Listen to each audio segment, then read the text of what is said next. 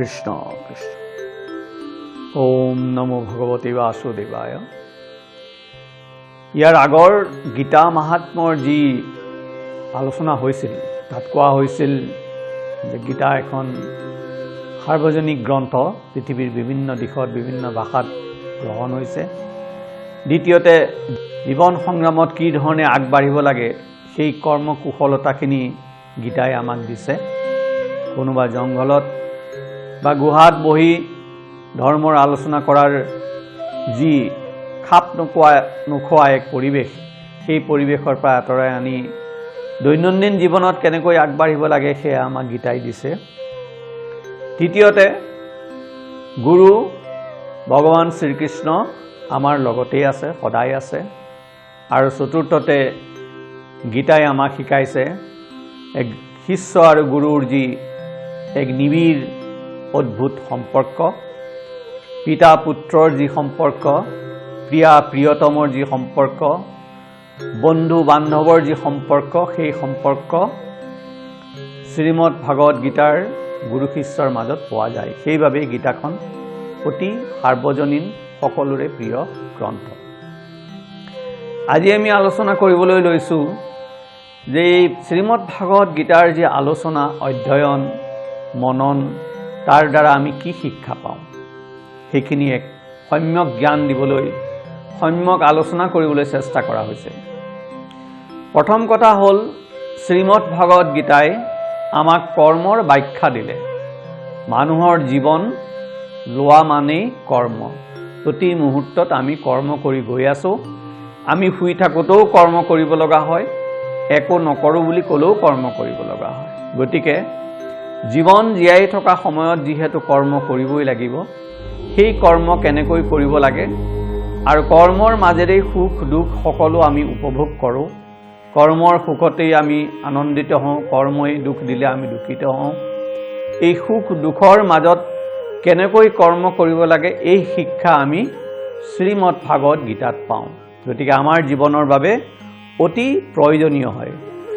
শ্ৰীমদ ভাগৱত গীতাত কৈছে যে কৰ্মণ্যেৱাধিকাৰস্তে মা ফলেষু কদাচন মা কৰ্ম ফল হেতুৰ্ভূৰ্মা তে সঙ্গো হস্ত কৰ্মণি। অৰ্থাৎ তুমি ফলৰ আশা নকৰিবা, মাত্ৰ কৰ্ম কৰি যোৱা, কৰ্মৰ ওপৰতহে তোমাৰ অধিকাৰ আছে। এই বস্তুটো বুজি পোৱা অকণমান কঠিন হয়, কাৰণ আমি ফলৰ আশা নকৰাকৈ কেনেকৈ আমি কৰ্ম কৰিম, বুজা অলপ কঠিন হয়। মহাভাৰতৰ কুৰুক্ষেত্ৰ যুদ্ধত মহাদেৱৰ বৰ অনুসৰি জয়দ্ৰথে চক্ৰবেহুত সকলো পাণ্ডৱক পৰাস্ত কৰিলে। অৰ্জুন নাছিল, কৃষ্ণ নাছিল, আৰু সেইবাবে অভিমন্যু বধ হ'ল। আৰু তাৰেই প্ৰতিশোধ ল'বলৈ অৰ্জুনে সিদ্ধান্ত কৰিলে যে অহাকালি সূৰ্যাস্তৰ আগতে তেওঁ জয়দ্ৰথক বধ কৰিব। প্ৰতিজ্ঞা তেওঁ কৰিলে, গতিকে জয়দ্ৰথক বধ কৰিব লাগিব। দুৰ্যোধনে জানি, আৰু যদি সেই প্ৰতিজ্ঞা তেওঁ পূৰণ কৰিব নোৱাৰে তেতিয়া তেওঁ জ্বলা জুইত জাপ দি মৰিব। গতিকে দুৰ্যোধনৰ পক্ষই অতি ভাল পালে কথাটো, যে কাইলৈ যদি আমি জয়দ্ৰথক বচাই দিব পাৰোঁ সূৰ্যাস্তলৈকে, বেলি বহালৈকে, তেতিয়াতো অৰ্জুন নিজে নিজেই মৰিলে, জুইত জাপ দি মৰিব, আত্মহত্যা কৰিব, আৰু অৰ্জুন মৰাৰ লগে লগে কুৰুক্ষেত্ৰ যুদ্ধ আমি জিকি যাম। গতিকে দুৰ্যোধনৰ পক্ষই কৰ্ণই সকলোৱে চেষ্টা কৰিলে কেনেকৈ জয়দ্ৰথক পিছফালে ৰাখিব পাৰি আৰু অৰ্জুনৰ শৰে যাতে জয়দ্ৰথক ঢুকি নাপায়। অৰ্জুনে যুদ্ধ কৰি গৈছে, জয়দ্ৰথ আঁতৰি আঁতৰি গৈ আছে। বেলি বহিবৰ সময় হ'ল, তথাপি জয়দ্ৰথ মৰা নাই। শ্ৰীকৃষ্ণৰ চিন্তা হ'ল। তেতিয়া শ্ৰীকৃষ্ণই অৰ্জুনক ক'লে যে অৰ্জুন, তোমাৰ বাণ কিয় বিফল হৈছে তুমি জানানে? কাৰণ তোমাৰ চকুটো আজি সূৰ্যত আছে, জয়দ্ৰথত নাই। সূৰ্য অস্ত যোৱাৰ আগতে যে তুমি জয়দ্ৰথক বধ কৰিব লাগিব।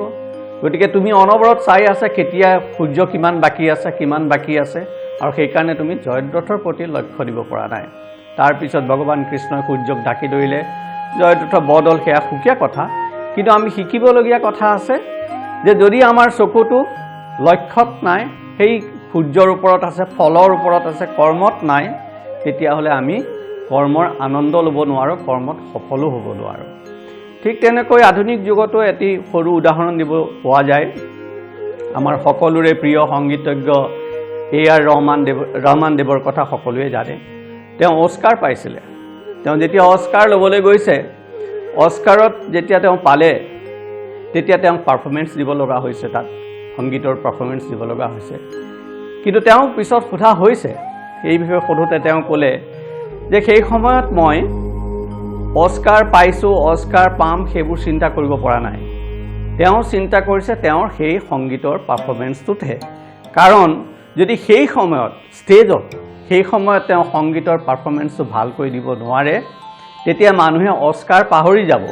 সকলোৱে মনত ৰাখিব যে সেইদিনা অস্কাৰ দিয়াৰ ষ্টেজত A.R. ৰহমান ছাৰে ভুলকৈ সংগীত দিলে, সেইটোহে মনত ৰাখিব। গতিকে আমি যি কাম কৰ্ম কৰি আছোঁ, সেই কৰ্মৰ ওপৰতহে আমাৰ চকু থাকিব লাগে। তাৰ ফল বা অন্য ছাইডত আমি চকু দিব নালাগে। এইটোৱেই কোৱা হয় যে কৰ্মৰ কৰাত তোমাৰ অধিকাৰ আছে, কৰ্মৰ ফলত তোমাৰ অধিকাৰ নাই। আৰু শ্ৰীমদ ভাগৱত গীতাত এই কৰ্মৰ সংজ্ঞাটো আমাক দিলে।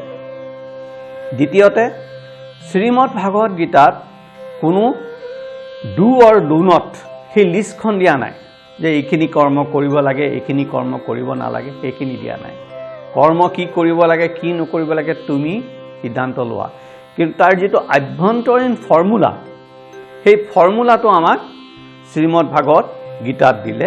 আৰু সেইবাবেই আমি তাক বুজি পাওঁ, কাৰণ গোটেই বিশ্ব ব্ৰহ্মাণ্ডখন এক হৈ আছে। শ্ৰীমদ ভাগৱত গীতাৰ মতে সকলো এক হৈ আছে। যিজনে মোক শত্ৰু হিচাপে বধ কৰিবলৈ আহিছে, তেওঁ আৰু মই একেই, সেই ভাৱটো শ্ৰীমদ ভাগৱত। যিটো কজ এণ্ড এফেক্ট ৰিলেশ্যন বুলি কোৱা হয়। পৃথিৱীৰ প্ৰতিটো কৰ্মৰ এটা কাৰণ থাকে, আৰু সেই কাৰণৰ কাৰণে অন্য কৰ্ম হয়। কোনো এটা গছৰ পাতো এনেই নলৰে। আৰু সেই ভাৱটো অহাৰ লগে লগে আমাৰ মনলৈ কৰ্মৰ যিটো কৰ্তা, যে মই কৰ্ম কৰিছোঁ, সেইটো নোহোৱা হৈ যাব। মই কৰ্ম কৰিছোঁ বুলি ভাৱটো যোৱাৰ লগে লগে কৰ্মৰ পৰা যিটো ফল, সেই ফলটো আমি আশা কৰিব নোৱাৰিম বা আশা নকৰিম। আৰু তেতিয়াই কৰ্মৰ মাজতে আমি আনন্দিত হ'ম, কৰ্মৰ মাজেৰে আমি চলি যাম। তাকেই কোৱা হৈছে যে সকলো গীতাত সেইবাবে কৈছে যে এই সকলো কৰ্ম আমি সেই বিশ্ব ব্ৰহ্মাণ্ডৰ যি এক শক্তি, সৰ্বশক্তিমান ঈশ্বৰৰ শ্ৰী চৰণত দি পেলাই কৰিব লাগে। সেই গোটেই কজ এণ্ড এফেক্ট ৰিলেশ্যন, গোটেই বিশ্ব ব্ৰহ্মাণ্ডৰ যিমানবোৰ গ্ৰহ নক্ষত্ৰ চলি আছে, যিমানবোৰ জীৱ চলি আছে, সকলোৰে যি এটা কৰ্মৰ জীয়াই থকাৰ প্ৰক্ৰিয়া, তাৰ পিছফালে এক সৰ্বশক্তিমান শক্তি আছে। সেই শক্তিটোক আমি যিয়েই নকওঁ, আমি দুৰ্গা দেৱী বুলি ক'ব পাৰোঁ, মহাদেৱ বুলি ক'ব পাৰোঁ, জেছাছ বুলি ক'ব পাৰোঁ, কালী দেৱী বুলি ক'লেও যোনেই যিয়েই নকওঁ, সেই সৰ্বশক্তিবান পুৰুষৰ ওচৰত বা সেই সৰ্বশ্ৰেষ্ঠ শক্তিৰ শ্ৰীচৰণত ঢালি আমি সকলো কৰ্ম কৰিব লাগে। তেওঁৰ শ্ৰীচৰণত অৰ্পণ কৰি আমাৰ সকলো কৰ্ম কৰি গ'লে, তেওঁকেই আমি কৰ্তা বুলি ভাবি ল'লে আমাৰ জীৱনত কৰ্ম কৰাৰ অহংকাৰ নাহে, কৰ্মৰ ফলৰ আশা নাথাকে। আৰু সেই শিক্ষা আমাক শ্ৰীমদ ভাগৱত গীতাত দিছে। দ্বিতীয়তে আমি যিটো কাৰণ আছে, সেইটো হ'ল যে ইয়াত 4টা যোগৰ সমাধান আছে। ইয়াত সকলো যোগ একেলগে হৈ আছে। আমাৰ বিভিন্ন দৰ্শন, বিভিন্ন ধৰ্মপুথিত সকলোতে 4টা যোগৰ কথা কোৱা হৈছে: কৰ্মযোগ, জ্ঞান যোগ, ৰাজযোগ, ভক্তি যোগ। প্ৰতিটো যোগৰ মাজেৰে জীৱনৰ শেষত মোক্ষ পাব পাৰি, জীৱন সম্পূৰ্ণ কৰিব পাৰি। বিভিন্ন দৰ্শন আছে, বিভিন্ন পুথি আছে, সকলো আছে। কিন্তু শ্ৰীমদ ভাগৱত গীতাত কৈছে মানুহৰ জীৱনৰ যি কৰ্ম, মানুহৰ জীৱন যাত্ৰা, এই 4টা যোগৰ সমাহাৰ। এই গোটেইকেইটা যোগ মিলিহে আমাৰ সম্পূৰ্ণ হয়। কৰ্মযোগত আমি কৰ্মফল আশা নকৰাকৈ নিষ্কাম কৰ্ম কৰি যাব লাগে। জ্ঞান যোগতো আমি ভক্তিৰ সহায়ে জ্ঞান ল'ব লাগে। ভক্তিবিহীন জ্ঞানৰ কোনো মূল্য নাই। যি জ্ঞানী কিন্তু যি ভগৱানক চিনি নাপায়, যাৰ অন্তৰত ভক্তি নাই, শ্ৰদ্ধা নাই, গোটেই বিশ্ব ব্ৰহ্মাণ্ডখনক এক পুলিনভাৱে তেওঁৰ বাবে কোনো জ্ঞানৰ মূল্য নাথাকে। ঠিক তেনেকৈ ৰাজযোগত আমাৰ সম্পূৰ্ণ শৰীৰৰ বিভিন্ন 25টা তত্ত্ব 24টা তত্ত্ব লৈ পঞ্চভূতৰ মাজেৰে ৰাজযোগ কৰি আমি জীৱনত মোক্ষ পাব পাৰোঁ, সিদ্ধি লাভ কৰিব পাৰোঁ। কিন্তু সেয়া অতি কষ্টকৰ, সকলোৰে বাবে সেইটো সম্ভৱ নহয়। কাৰণ ৰাজযোগ কৰাৰ মূলতেই আছে ব্ৰহ্মচৰ্য। সকলোৰে বাবে ব্ৰহ্মচৰ্য সম্ভৱ নহয়। আৰু সকলোৱে যদি ব্ৰহ্মচৰ্য কৰিবলৈ যায়, এই সংসাৰখন চলিব কেনেকৈ? ভগৱানৰ সৃষ্টিৰ যি উদ্দেশ্য, সেই উদ্দেশ্যই দেখোন বিফল হ'ব যদি সকলোৱে ব্ৰহ্মচৰ্য কৰিবলৈ যায়। গতিকে সেয়া সম্ভৱ নহয়। আৰু ব্ৰহ্মচৰ্যক ৰাখিলেই যে ৰাজযোগত সফলতা হ'ব তাৰ কোনো মানে নাই। তাৰ পৰিৱৰ্তে যি ভক্তি যোগ আছে, এয়া অতি সহজ সৰল সুন্দৰ পথ। বৰ্তমান যুগৰ বাবে এয়া অতি সুন্দৰ পথ হ'ল ভক্তি যোগ। কিন্তু সেই ভক্তি যোগত আমাক একান্ত ভক্তি লাগিব, অনন্য ভক্তি লাগিব। শ্ৰীচৰণত, ভগৱানৰ শ্ৰীচৰণত আমি এক বুলি ভাবি এক মনেৰে ভক্তি, সঁচা ভক্তি, নিষ্কাম ভক্তিৰে কৰিব লাগিব। তেতিয়াহে আমি সেই ভক্তি যোগৰ মাজেৰে আমি মুক্তি হ'ম, জীৱনটো চলি যাব। গতিকে ভক্তি যোগত থাকিলেও আমি কৰ্মযোগ কৰিব লগা হয়, কাৰণ কৰ্মৰ মাজেৰেই ভক্তি আহে। যেতিয়া কৰ্মত বিফলতা আহিব, হতাশা আহিব, বিভিন্ন সমস্যা আহিব, কোনোবাই ঠগিব, কোনোবাই লুটিব, সেইবোৰৰ পৰা আমাৰ এটা বিতৃষ্ণা আহিব, এটা বিৰকতি আহিব, এটা বৈৰাগ্য আহিব। সেই বৈৰাগ্যৰ পৰাই আসক্তি আঁতৰি যাব আৰু লাহে লাহে আমাৰ ভক্তিৰ পথলৈ আহিব। ঠিক তেনেকৈ যেতিয়া জ্ঞান আহিব, আমি ভগৱানৰ জ্ঞান পাম, আত্মা আৰু শৰীৰৰ জ্ঞান পাম, তেতিয়াই আমাৰ অন্তৰত ভক্তি আহিব, ভগৱানৰ শ্ৰীচৰণ চিন্তা কৰিব পাৰিম। ৰাজযোগৰ দ্বাৰা আমাৰ শৰীৰটো সুস্থ থাকিব। আমি যাতে ভগৱানৰ চিন্তা কৰিব পাৰোঁ, তাৰ বাবেও আমাৰ এটা সুস্থ শৰীৰৰ প্ৰয়োজন, এটা সুস্থ মনৰ প্ৰয়োজন। আমাৰ ৰোগীয়া শৰীৰ এটাৰে আমি ভগৱানক চিন্তা কৰিবলৈ বহুত কষ্ট পাম। সেই সাধন পদ্ধতি সম্ভৱ নহয়। নিজকে সুস্থ ৰাখিব লাগিব, আৰু সেই সুস্থ ৰখাৰ উপায়টো আছে ৰাজযোগত। যি যোগাসন আছে, অষ্টাংগ যোগ আছে, য়ম নিয়ম প্ৰত্যাহাৰ, এই গোটেইখিনি অষ্টাংগ যোগত আছে, প্ৰাণায়াম আছে। সেইখিনিৰ মাজে আমাৰ শৰীৰটো সুস্থ ৰাখিব লাগিব। তেতিয়াহে আমি সাধন পদ্ধতিত আমি আগবাঢ়ি যাব পাৰিম। গতিকে এই 4টা যি যোগৰ সমাহাৰ, সেই সমাহাৰ অতি সুন্দৰকৈ আমাৰ এই শ্ৰীমদ ভাগৱত গীতাত দিছে।